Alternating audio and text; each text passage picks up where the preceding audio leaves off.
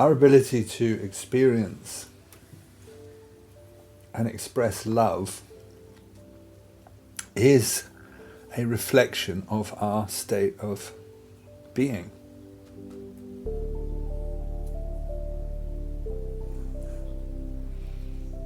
The quality with which we feel and express love is something that is worthy of our reflection. There is a way of reviewing your capacity for love and see how conditional or unconditional, what it stands upon, what brings it about in you, or how able or unable you are to feel it.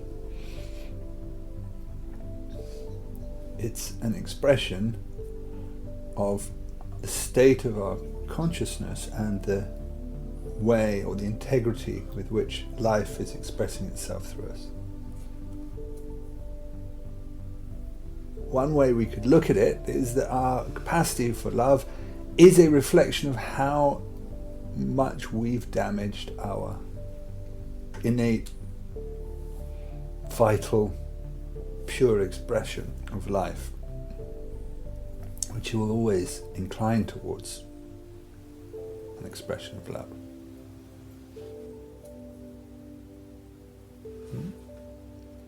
And so it's a healing process to access an ever greater sense of feeling of love within you.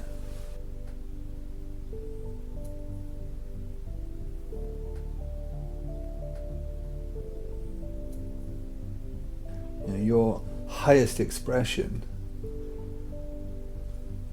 is your capacity for love.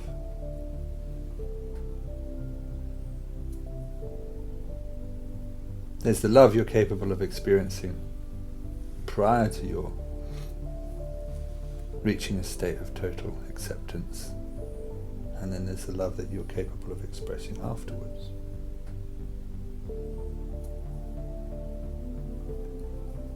It's an extremely important part of what we are.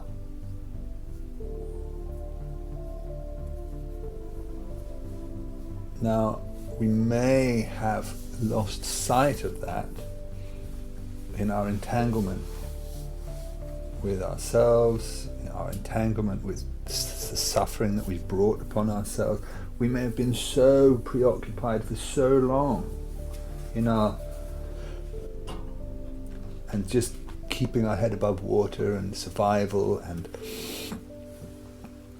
trying to avoid suffering or lessen our suffering or free ourselves from suffering, that we might have lost track of the fact that our greatest longing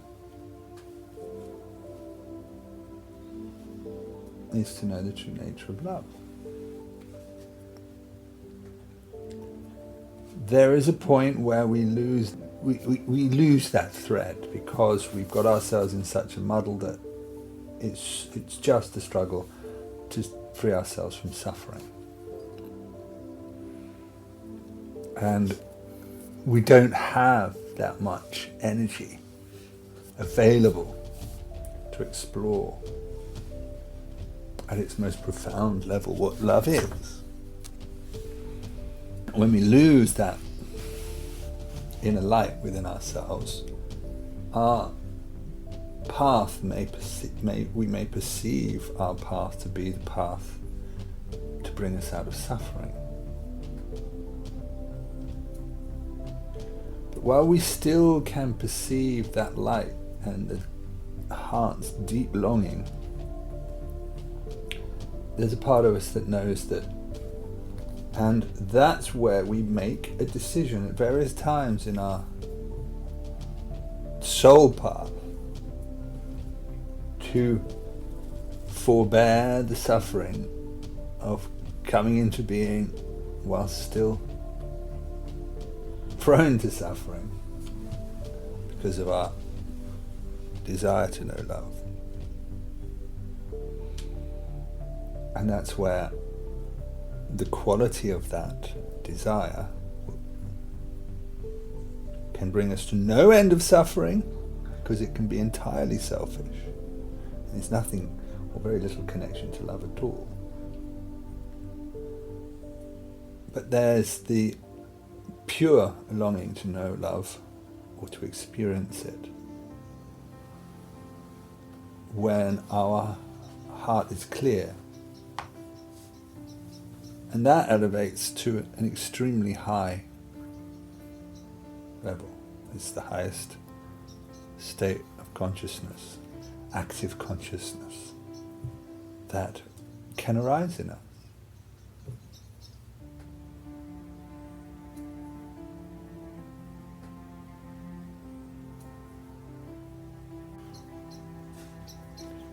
The misery that we've caused on account of our selfish pursuit of love is most of the suffering that we've experienced.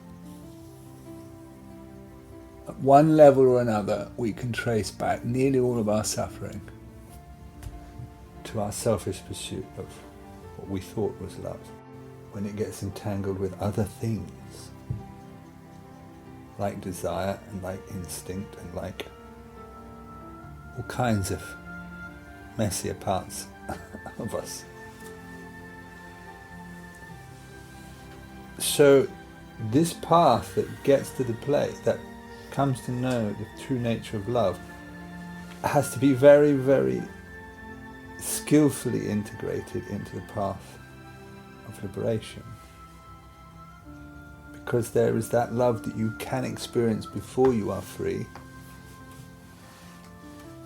and there's that love that you can experience after you are free.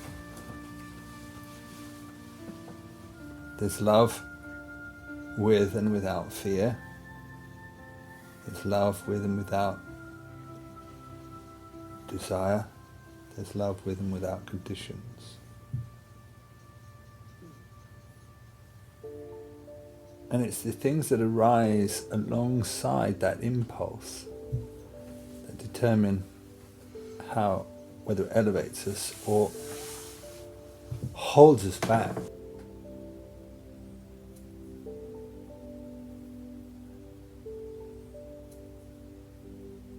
In the same way I've spoken about messy compassion, the number of times we choose to pursue messy love in all kinds of ways, or to express it in a messy way, yeah, it's probably more than we can count.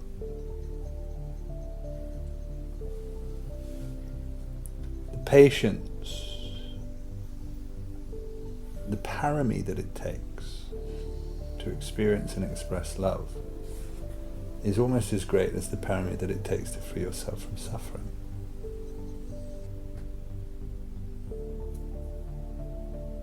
What I'm saying is, the completion of that, or the fulfillment of that desire, belongs at the tail end of our journey. Because if you sacrifice the other things that are important for the messy pursuit, you go round and round in circles many times. Your journey in life is largely a lesson in learning to love. That's the wholly positive part of being alive. What it takes to learn to do it is many noble qualities. And it is the developing of those qualities within us that brings us to the place where we can genuinely experience the thing that we long to know.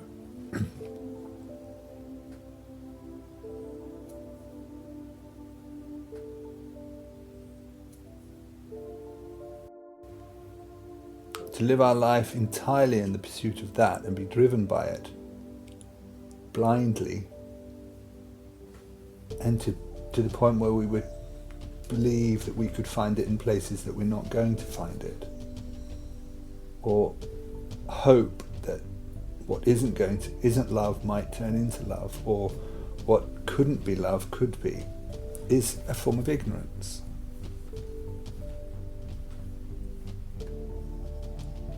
And freeing ourselves of that ignorance so that we can really understand what love is and experience it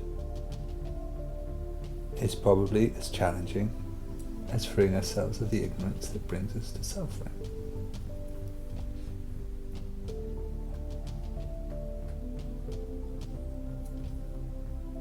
You know, there are stages of learning upon the path.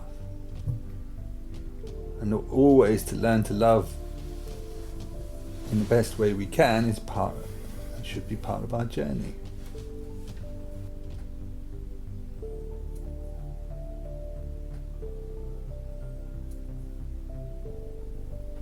But don't judge your success in the pursuit of love unnecessarily.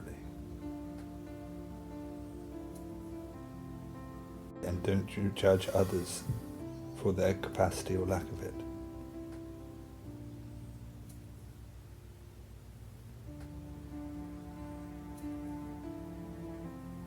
There is a direct correlation somewhere between our capacity to express and experience love and our level of awakening.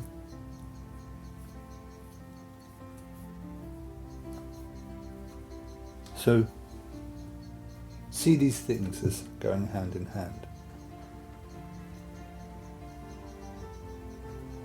And where you are learning the lessons of how to love, be it through family or companionship or partnership or just the love of life, where you don't experience it, always look to yourself non-judgmentally, rather than the world around you. In the same way that only we can free ourselves from suffering, only we can generate within ourselves the true capacity for love. But always understand that love does not judge itself by what it receives. It's an act of generosity. It's the longing for the happiness of another person.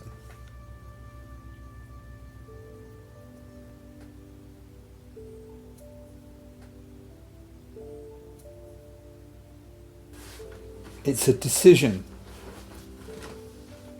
not an inevitability, to walk your path beside another. If you expect of someone things that they don't have it within them to give, you're in a downward spiral. Love is an act of generosity. Our messy part is just as capable of resonating with another as our highest part. So look carefully at what it is that's attracting you to someone when you are considering whether or not to make a bonded relationship out of it. Because it's a long time, and it's your life, and it's theirs. And there are plenty of cases where it doesn't turn into everything that it's dreamed to be. It might be a very long time before you learn to love fearlessly and boundlessly and unconditionally, and the time you put into preparing yourself to do it is worth it. So don't be pulled by your fear of being alone. When you know how to be alone, you know how to be with another. When you don't know how to be alone, you are dependent.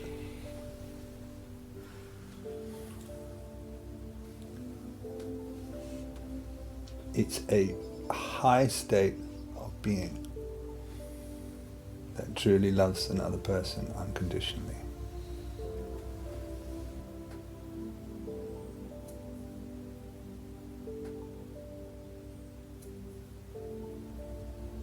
the success or the height to which your life may reach will not be a reflection of what you achieve in this material world. It will be reflected in either the progress you've made on the path out of suffering and the progress you've made towards no longer being the cause of suffering, and or the degree to which you have elevated yourself in your capacity to know the true nature of love.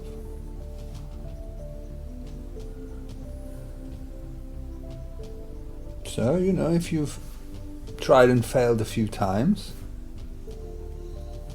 don't keep banging your head against the wall. Maybe put some time into it so that you become that person who next time is more likely to succeed.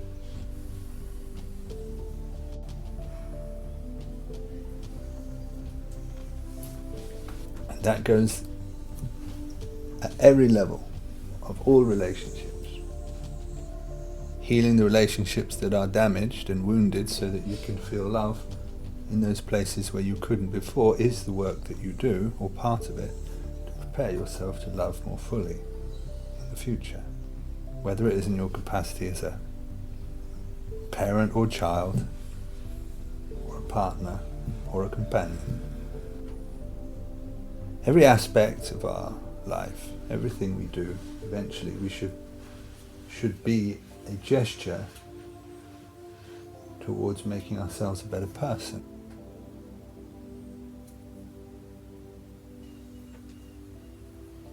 So, if you want to know that love, put the time into it.